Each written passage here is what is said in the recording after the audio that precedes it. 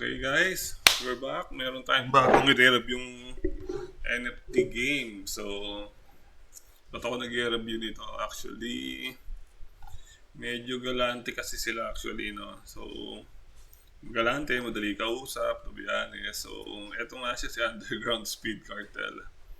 And, yung mga racing game siya. Ito yung mga, yung mga racing cars niya, mga NFT, no? Yan, Underground Speed Cartel, Trashing the Heart of So parang bago to kasi ano siya, NFT game na racing, then parang kailangan ng teamwork, no?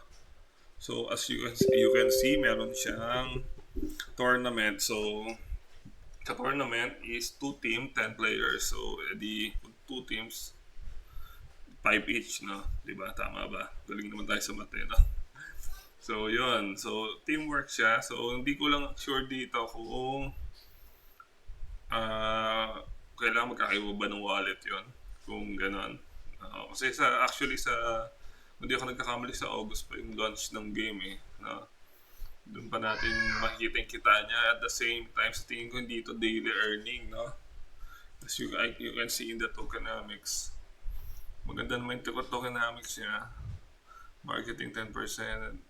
18%. Reward pool, 35%. Malaki to, no?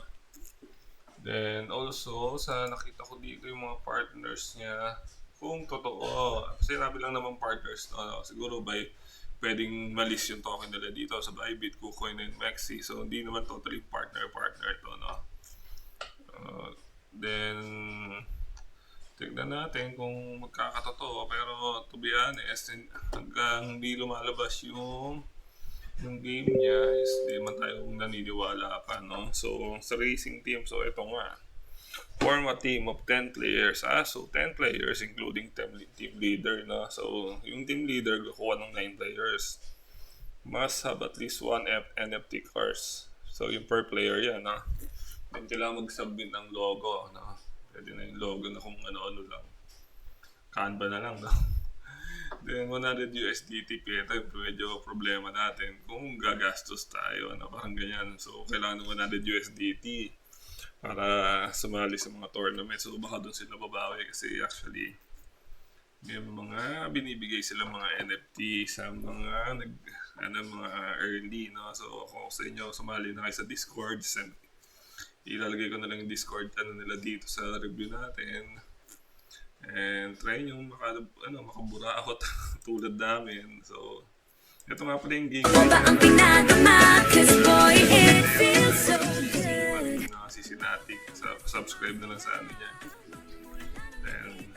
And ang tumatakbo-takbo. So, ang pinaka-gameplay niya is magagas ka. Then, kailangan mo maapakan yung mag-ship ka ng gear on the right time. So, si Ma'am Dom CC magaling eh, no? Magaling siya mag-drive, no? Ayan, no? So, ang technique dito sa tingin ko, pag tumungtong ng 60, ship. Tumungtong ng 80, ship. Ayan, no? So, nagsiship siya ng perfect ship. Ayan, no? So, nakikita nyo ganyan.